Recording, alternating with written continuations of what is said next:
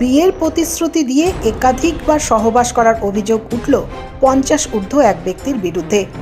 মহিলা অন্তঃসত্ত্বা হয়ে পড়লেও বিয়ে করা থেকে পিছপা হয় অভিযুক্ত ব্যক্তি। উপায় না দেখে অন্তঃসত্ত্বা মহিলা এনজেপি থানায় লিখিত অভিযোগ দায়ের করেন।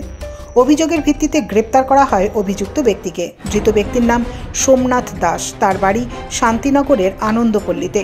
অভিযুক্ত পেশায় রান্নার ঠাকুর। তার সাথে দীর্ঘদিন ধরে রান্নার জোগালির কাজ করেন 40 বছর বয়সী এক বিধবা মহিলা।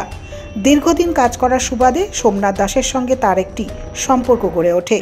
এরপর অভিযুক্ত ওই মহিলাকে বিয়ের প্রতিশ্রুতি দিয়ে তার সঙ্গে একাধিকবার সহবাস করেন বলে অভিযোগ। ফলে মহিলা অন্তঃসত্ত্বা হয়ে পড়েন। আরও অভিযুক্ত এর পরও বিয়ে করা নিয়ে টালবাহানা করতে থাকে।